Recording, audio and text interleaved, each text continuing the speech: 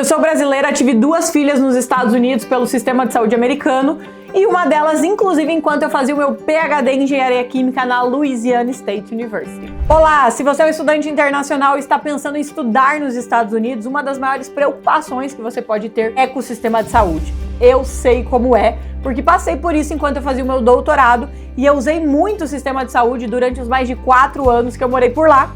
Além disso, eu tive 2 filhas nos Estados Unidos e hoje eu vou desmistificar tudo isso para você. Não entender o sistema de saúde nos Estados Unidos pode significar gastar muito dinheiro. É comum que o brasileiro, ao ir para os Estados Unidos, contrate um seguro ou um plano de saúde, né, seja lá como você quer chamar, sem conhecer como funciona. E pior ainda, use sem entender como funciona. Isso pode levar a grandes surpresas com gastos. Mas hoje eu vou te ajudar a evitar tudo isso. Nos Estados Unidos não existe SUS, ou seja, você não vai poder ir lá encontrar um hospital, uma clínica, né, um UPA, que você vai ser atendido gratuitamente. Não, isso realmente não existe. Mas existe sim um sistema público de saúde. E o principal programa desse sistema de saúde é o Medicaid, um programa de assistência médica para pessoas de baixa renda. Ou seja, quem é baixa renda nos Estados Unidos? Né? Isso depende de estado. Mas de forma geral, em média, quem ganha $20 mil por ano é considerado linha de pobreza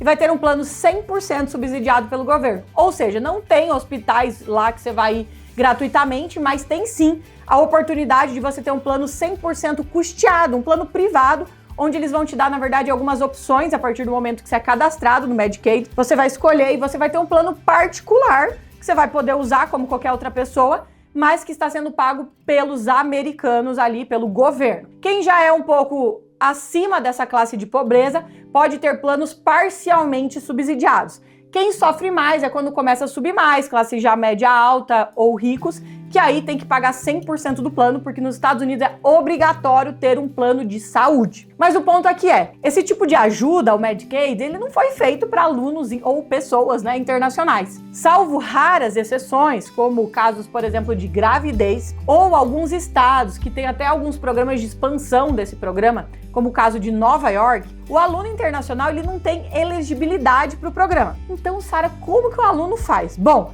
ele deve ter, igual eu estou falando aqui, um plano, um seguro de saúde quando ele vai ingressar nos Estados Unidos.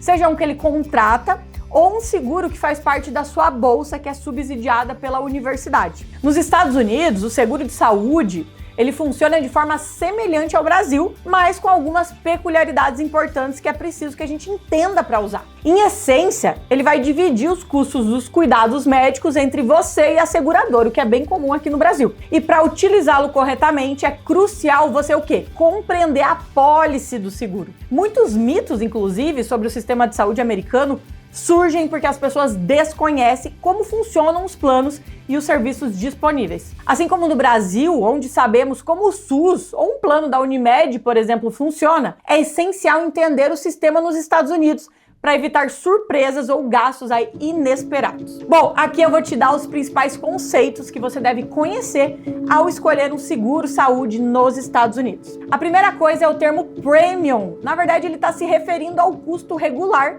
que você paga para manter o seu plano de saúde ativo, ou seja, quanto que é a mensalidade do plano. Nos Estados Unidos, esse termo chama premium. Esse pagamento ele vai ser feito geralmente mensal ou trimestral ou anual. O premium é o custo básico do plano, separado de outros custos adicionais, como, por exemplo, vocês vão ver daqui a pouco, as franquias, que são deductibles, as coparticipações, que são os copays, ou o co-seguro, que é o co-insurance, que são pagos quando você utiliza os serviços de saúde. Então, embora tenha esses termos que você não conhece, porque está no vocabulário americano, né, o vocabulário inglês, se você parar para pensar, isso é bem parecido com os planos de saúde do Brasil. Existe o valor do plano, que você vai pagar a sua mensalidade, seja você pagar ela à vista, anual, ou pagar por mês ou semestral. E existem sim também as coparticipações, as franquias do seguro. Então lá não funciona muito de forma diferente.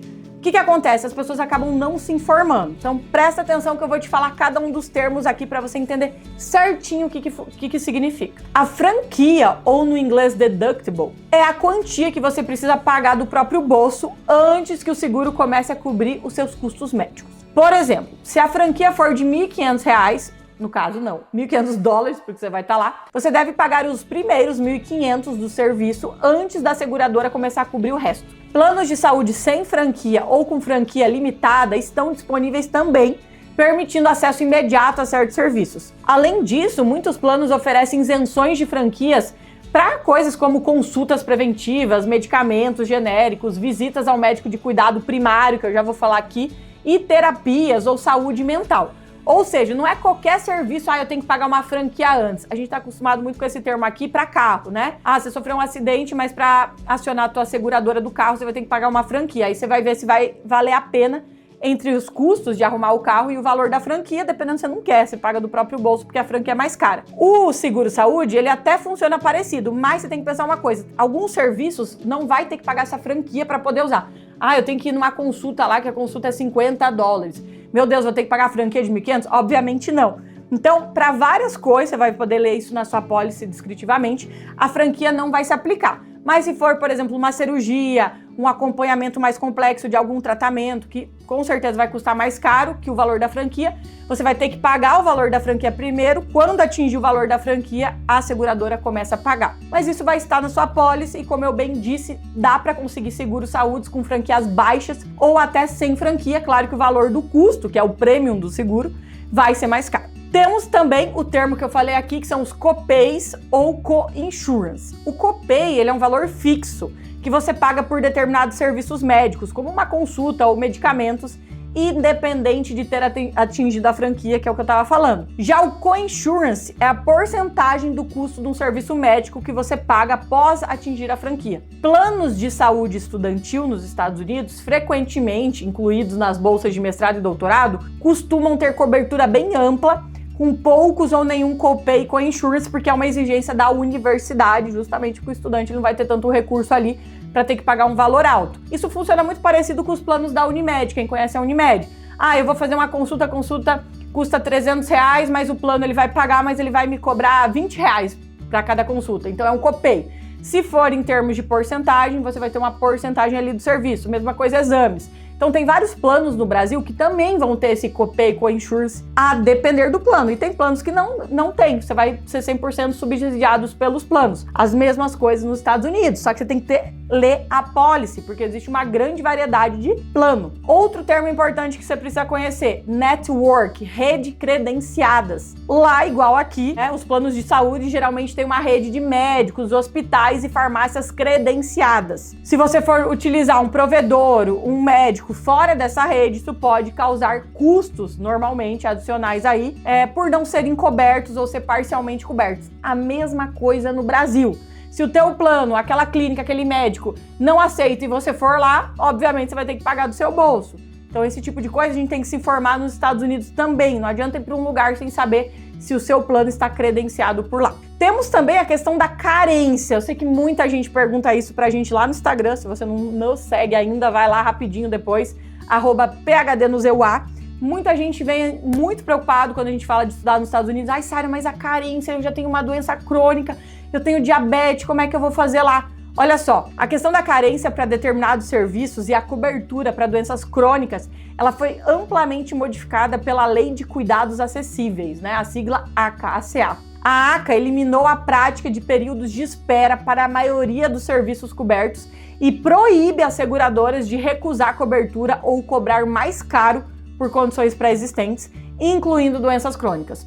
Isso garante que desde o primeiro dia de vigência do plano você tem acesso completo aos serviços essenciais sem restrições. Portanto, resumidamente, ao escolher o seguro de saúde, é fundamental você, primeiro, verificar a cobertura da rede, certificando que o plano tem uma boa rede de provedores perto de você, onde você mora ou estuda e que cobre os médicos especialistas que você deseja continuar consultando aí. Segundo, analisar o custo total. Considere não apenas o valor da mensalidade, que é o termo premium, mas também quanto que é a franquia, quanto que é o copay, quanto que é o co-insurance. Um premium baixo, uma mensalidade baixa, pode vir com uma franquia muito alta, resultando em maiores gastos quando você precisa realmente usar o plano. Terceiro, preste atenção às exclusões e limitações do seu plano. Alguns planos podem excluir certas condições médicas ou ter limites de cobertura para determinado tipo de tratamento. Certifique-se de que o plano cobre o serviço que você precisa. Outra coisa que eu quero falar aqui que é muito importante: como que eu vou utilizar os planos na prática na hora que eu precisar sair ali, né? Eu já falei de olhar a rede credenciada, ok?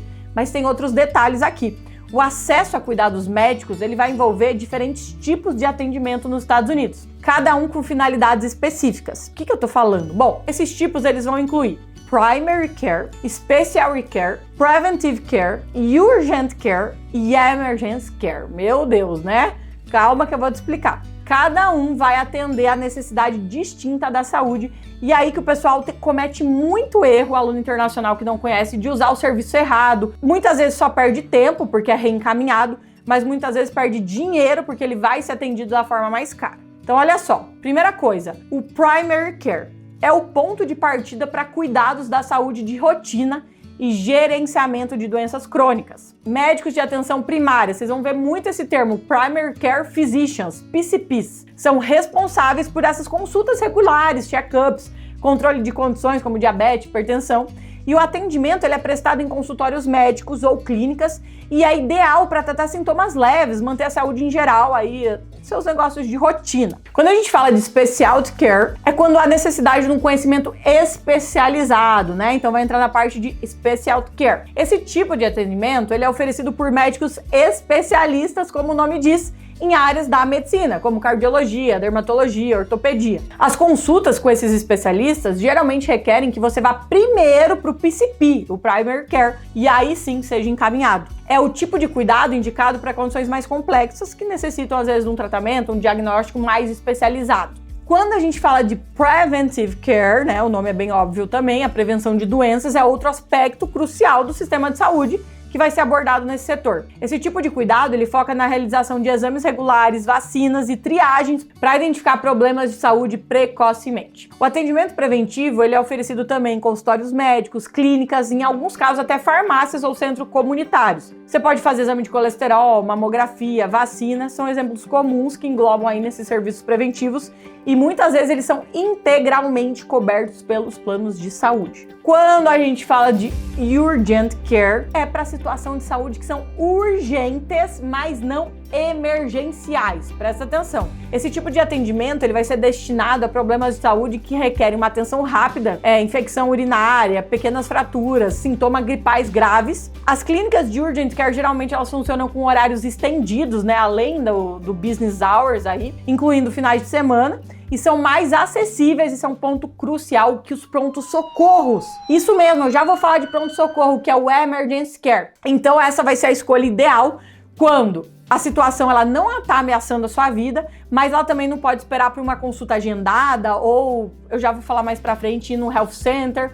Aí você procura um Urgent Care. Agora vamos falar do Emergency Care, né? Finalmente, para situações graves e potencialmente até fatais, o Emergency Care é essencial. Esse tipo de atendimento ele é prestado em prontos socorros, tá? Nos hospitais, e ele é reservado para emergências médicas sérias, como, sei lá, teve um ataque cardíaco, um acidente grave, ou dificuldade respiratória, você vai correndo lá para o pronto-socorro. O atendimento de emergência é 24 horas, obviamente, mas tende a ser caro e deve ser usado apenas quando necessidade absoluta. Então é muito comum você ver um aluno que passa mal aí fora do horário comercial, no final de semana, e aí o que ele faz? Ele tá acostumado com o Brasil, ele vai para o pronto-socorro de um hospital, por exemplo, quando na verdade ele poderia olhar se tem uma clínica de Urgent Care aberta e ir para lá, desde que não seja algo tão grave. Mas se às vezes você pegou uma virose, tá com uma gripe muito forte, algo do tipo, em vez de ir para um pronto-socorro, você vai para um Urgent Care. E entendendo essas diferenças entre esses tipos de atendimento, vai ser fundamental para você garantir que você vai ter sim o cuidado certo, mas evitando gastos desnecessários e garantindo que a sua saúde seja bem gerida aí. Agora, como eu já dei uma antecipada aí, eu quero falar do Health Center. Presta atenção aqui, o Health Center é da universidade. Por quê? Porque o ponto aqui é o aluno internacional. O aluno internacional ele tem acesso ao Health Center, que é uma clínica médica localizada no campus, que vai oferecer sim uma ampla gama de serviços de saúde para os estudantes. Esses centros, eles são projetados para atender as necessidades básicas da saúde de um estudante e geralmente ele vai servir como principal ponto de contato para cuidar dos médicos durante a sua vida universitária por lá. Os serviços oferecidos no Health Center, eles vão incluir, por exemplo, consulta médica geral, onde os estudantes podem receber tratamento para doenças comuns, gripes, resfriados, infecções, além de cuidados para condições crônicas também, como asmas ou alergias, até mesmo diabetes. Os centros também oferecem cuidados preventivos, como exames físicos anuais, vacinas e processos de triagem. Além disso, muitos health centers oferecem serviços de saúde sexual, reprodutiva, incluindo exames ginecológicos e testes de gravidez. Também, aconselhamento e saúde mental acabam sendo um grande foco dos health centers, com sessões de aconselhamento individual disponíveis para questões como ansiedade, depressão, estresse acadêmico que pode acontecer, bem como grupos de apoio e workshops sobre saúde mental, tudo isso incluso. Os estudantes também podem obter prescrições de medicamentos e, em alguns casos, comprar esses medicamentos diretamente no centro de saúde, se houver uma farmácia no local. Para pequenas emergências como cortes ou entorses, o Health Center pode fornecer também atendimento imediato, com encaminhamento para cuidados externos, por exemplo, se necessário. E olha só, a questão de gastos. O estudante que estiver matriculado como full-time na universidade, que é o caso de quem vai fazer um mestrado ou doutorado, não terá custos para as consultas, pois a sua mensalidade, que está inclusa na sua bolsa, já tem uma taxa, que é do Health Center. Resumindo, se você tem uma bolsa 100%, você tem direito a usar o Health Center sem custo. Inclusive, independente do seu seguro-saúde. Você tendo seguro-saúde da universidade ou um seguro-saúde externo, isso não importa, porque no Health Center o que importa é se você é um aluno matriculado full-time. Aí você não tem um valor extra para pagar, porque já faz parte do custo da mensalidade, que no caso de quem tem bolsa, está incluso na bolsa, ok? Quem está part-time, que são alunos não integrais, pode ter custos intermediários aí, mas não é o caso de quem vai fazer mestrado e doutorado com bolsa 100%. O que pode ter alguns custos no Health Center são exames laboratoriais ou vacinas, tá? Aí você tem que checar em cada lugar. Vale lembrar que os Health Centers normalmente funcionam em horário comercial de segunda a sexta. Então, se o estudante precisar de qualquer atendimento mais urgente fora do horário, precisa sim procurar ajudas em centros de emergência ou urgência, como eu falei, ou Urgent Care primeiro, ou, se muito necessário, os Emergency Cares. E sim, praticamente toda universidade nos Estados Unidos vai ter um Health Center. Antes de eu finalizar esse vídeo aqui, existem algumas dicas importantes para encontrar médicos que aceitam seu seguro de saúde nos Estados Unidos. Primeiro, que muitas clínicas e hospitais têm listas de médicos afiliados que aceitam diversos tipos de seguro, e você pode verificar o site do hospital ou ligar diretamente para a clínica que você gostaria de ir para confirmar se eles aceitam o seu plano de saúde. Além disso, a maioria das seguradoras oferece ferramenta online, aplicativos móveis, onde você pode buscar rede credenciada, os médicos, especialistas, instalações que aceitam o seu seguro. Esses recursos permitem que você filtre por localização, especialidade e tipo de cuidado necessário. Muito parecido como é aqui no Brasil também. Outra boa prática é pedir recomendações ao seu médico de atenção primária, o PCP que eu falei lá atrás. Seu PCP pode recomendar especialistas ou outras instalações que aceitem o seu seguro, garantindo aí que você continue dentro da rede credenciada, minimizando seus custos adicionais. Ou seja, veja um PCP primeiro para depois, como eu falei, ser encaminhado para o especialista. Bom, agora falando de valores dos planos de saúde oferecidos para alunos internacionais nos Estados Unidos, isso pode variar bastante dependendo da universidade, da localização, do nível de cobertura oferecido e até se você está indo com visto F ou J. Em média, os custos anuais desses planos de saúde para estudantes internacionais vão ficar entre $1.500 a $3.000 por ano. Isso se traduz em aproximadamente de $125 a $250 por mês. Mas quem vai fazer mestrado ou doutorado com bolsa 100%, e além da isenção da mensalidade e do auxílio mensal, também tem subsídio do plano de saúde, não terá esses custos, porque o plano é subsidiado pela sua bolsa. Alguns programas, no entanto, podem oferecer bolsas com subsídio parcial do plano de saúde, e outros programas podem não oferecer seguro-saúde. Nesse caso, você deve contratar à parte, usando parte do seu auxílio mensal da bolsa. Você vai poder optar por um plano da universidade, que costuma ser um pouco mais caro, ou outro plano externo mais barato, desde que ele cubra as exigências mínimas da universidade. Claro que eu não ia deixar você aqui na mão, então eu separei alguns tipos de planos de saúde disponíveis para alunos internacionais nos Estados Unidos em caso da sua bolsa aí de mestrado ou doutorado não ter o seguro-saúde incluso. Uma opção popular é o ISO, Student Health Insurance. Inclusive eu tive esse seguro na época da LSU, porque a minha bolsa da LSU não oferecia seguro-saúde, então eu tive que contratar. E contratei esse que na época era um dos, não sei hoje, já faz alguns anos, era um dos mais baratos que existiam, tá? Não sei se era o melhor para quem realmente precisa usar o seguro.